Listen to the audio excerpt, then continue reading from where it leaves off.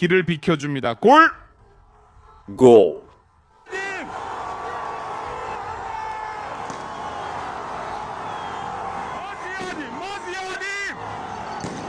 몬테네그로의 자비스 쇼입니다.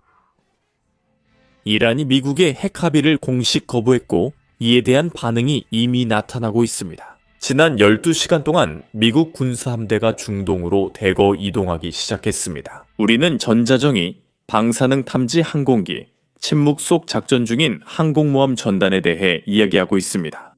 미국은 최후 통첩 후 합의 불발 시 강력 대응을 예고했지만 테헤란은 물러서지 않고 있습니다. 그들은 실제로 지하철역을 벙커로 개조하고 있습니다. 이슬람 정권의 날은 얼마 남지 않았습니다.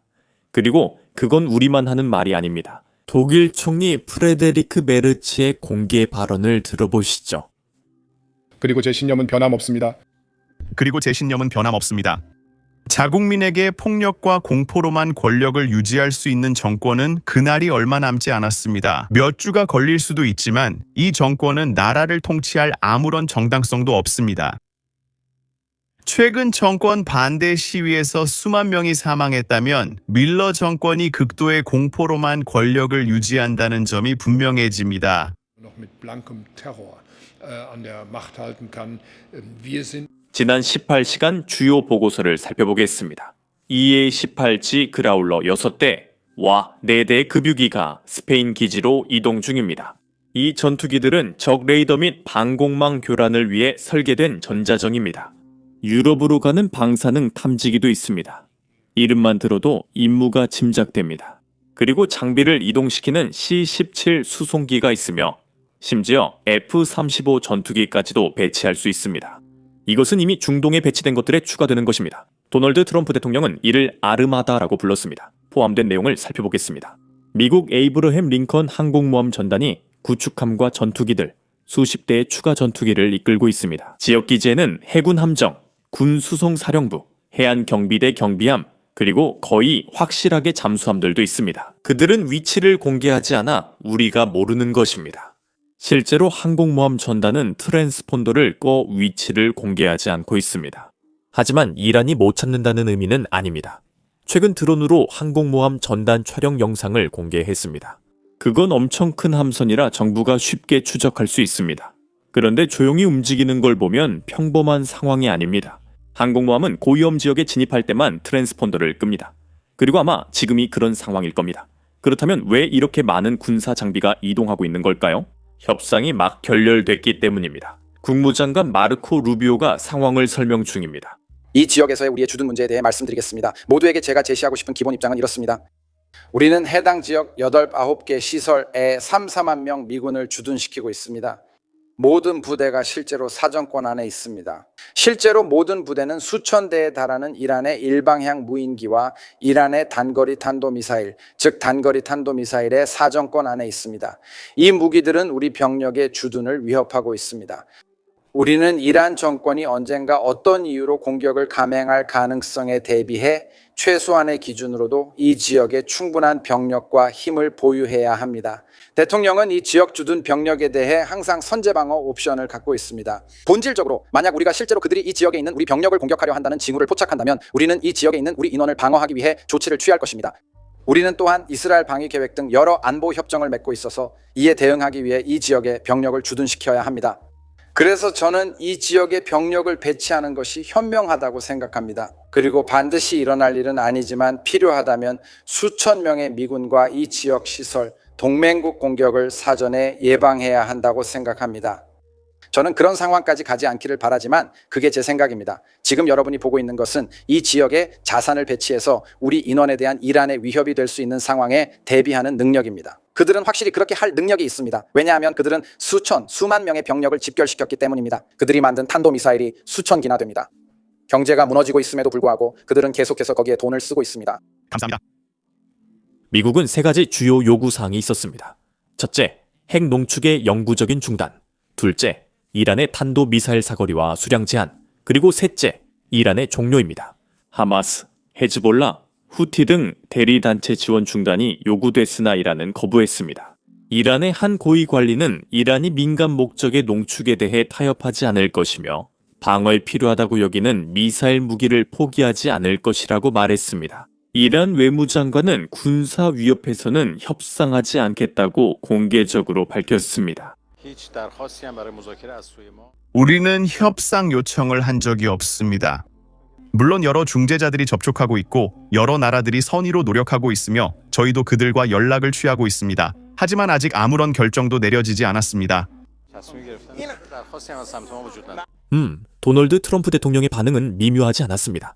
대규모 함대가 이란으로 향하고 있습니다. 그것은 엄청난 힘과 열정, 그리고 목적을 가지고 빠르게 움직이고 있습니다. 이 함대는 항공모함 에이브러햄 링컨이 이끄는 베네수엘라에 파견된 것보다 더 큰 규모입니다. 베네수엘라 때처럼 이 함대는 신속하고 강력하게 임무를 수행할 준비와 능력이 있습니다. 이란이 신속하게 협상 테이블에 나와 공정하고 공평한 합의, 즉 핵무기가 없는 모든 당사자에게 좋은 합의를 이루길 바랍니다. 시간은 얼마 남지 않았습니다. 정말로 시간이 중요합니다. 제가 예전에 합의를 하라고 했지만 그들은 따르지 않았고 미드나잇 해머 작전으로 이란이 크게 파괴됐습니다. 다음 공격은 훨씬 더 심각할 것입니다. 그런 일이 다시 일어나지 않게 하십시오. 경청해 주셔서 감사합니다. 하지만 많은 사람들이 생각하지 않는 진짜 질문이 있습니다. 미국이 이란을 공격할 수 있느냐가 아니라 모두 미국이 할 수 있다는 건 알고 있습니다. 질문은 공격 유형입니다. 미군에게는 3가지 선택지가 있습니다. 잠시 후에 이것들에 대해 이야기해 보겠습니다.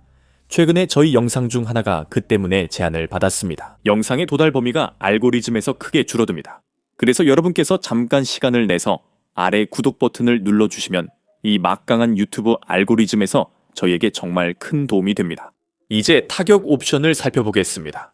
미국의 첫 번째는 핵시설 공격이지만 이것만으로 정권 교체가 어려울 수 있습니다.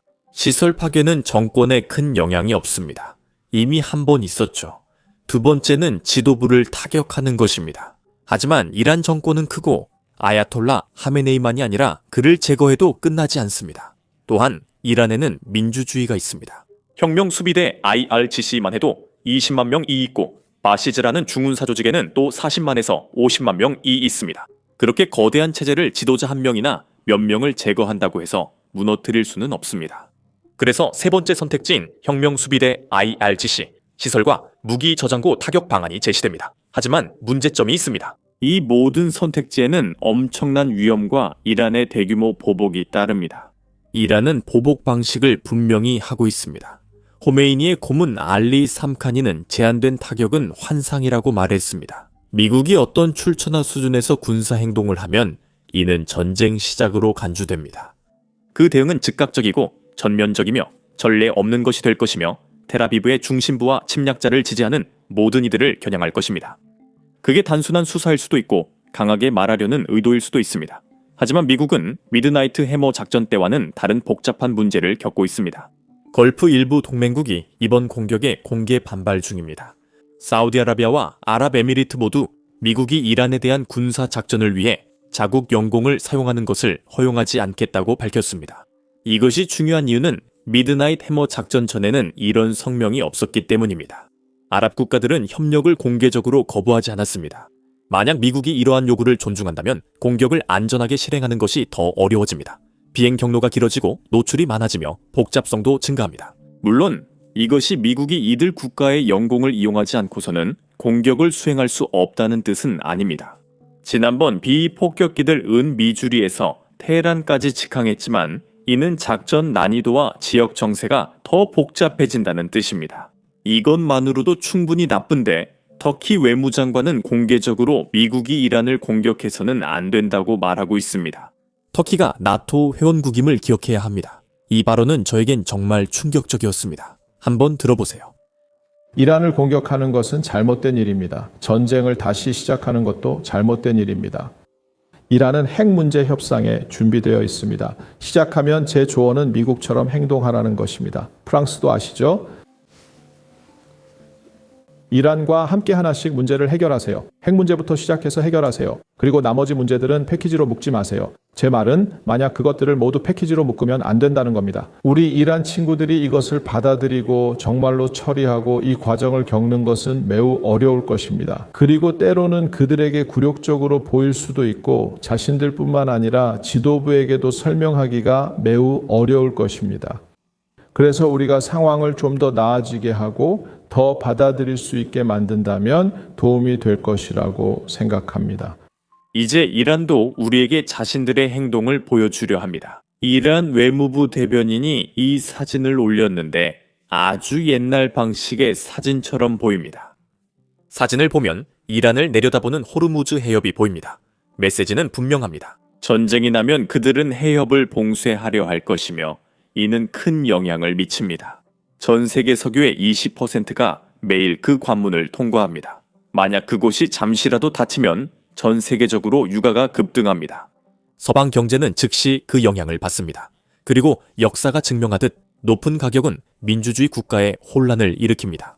이란의 지렛대는 세계 경제에 타격을 줄 수 있다는 점입니다.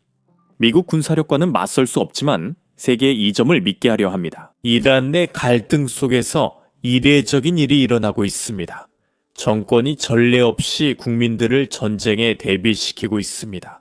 현지 보도에 따르면 하메는 테헤란을 떠나 신성한 도시 곰으로 이동했습니다. 시아파 이슬람에서 이는 중요한 결정을 내리기 전 하는 대표적 영적 여정입니다.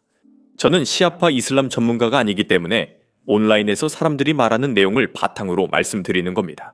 최고 지도자가 전쟁 가능성 앞두고 순례하면 사람들이 주목합니다. 그리고 나서 테헤란 시장도 지하철역과 지하 주차장을 방공호로 전환하겠다고 발표했습니다.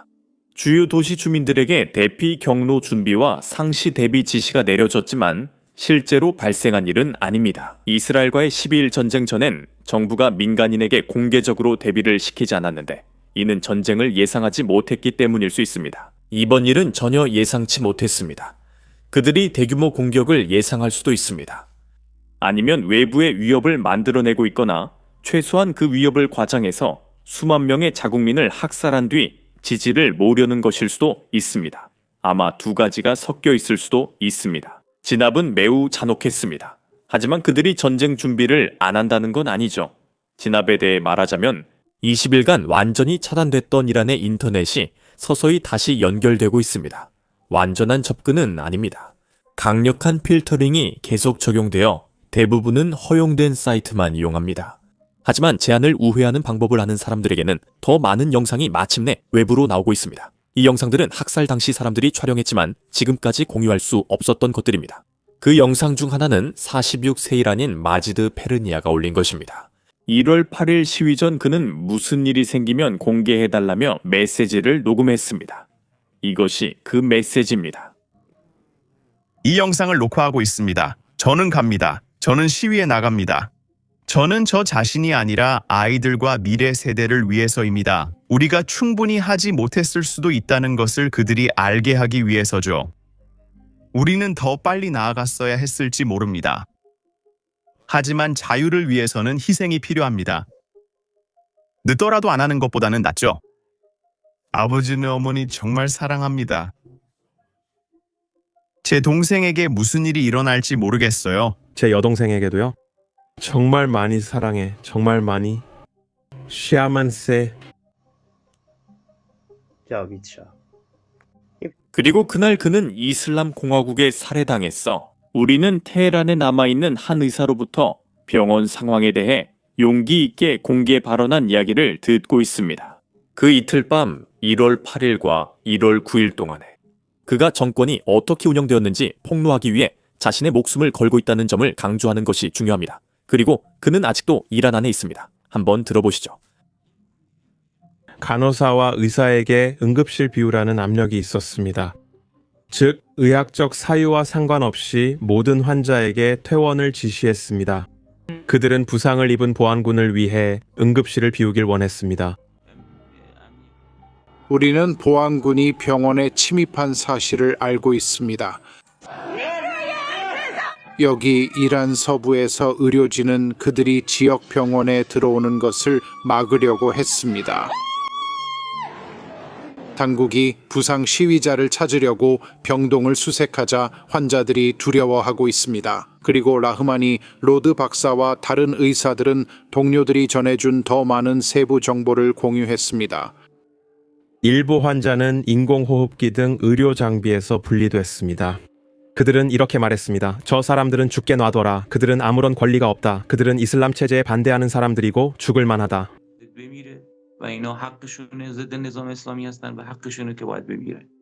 라흐마니 로드는 의사이자 활동가, 반체제 인사입니다. 그는 목소리를 내야 한다고 느낀다고 했습니다. 그리고 그는 보안군이 이제 사실상 병원을 장악하고 있다고 말합니다.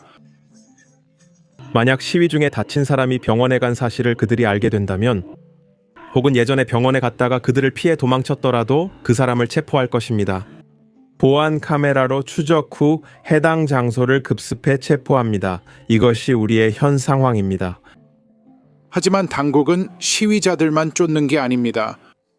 라흐마네라드 박사는 자신의 50명 팀 중 3명의 의사가 체포됐다고 말합니다. 피부과 의사 아멘의 술레이만이, 응급의학과 의사 바르백 프라민, 그리고 외과 의사 파르하드 나달리입니다.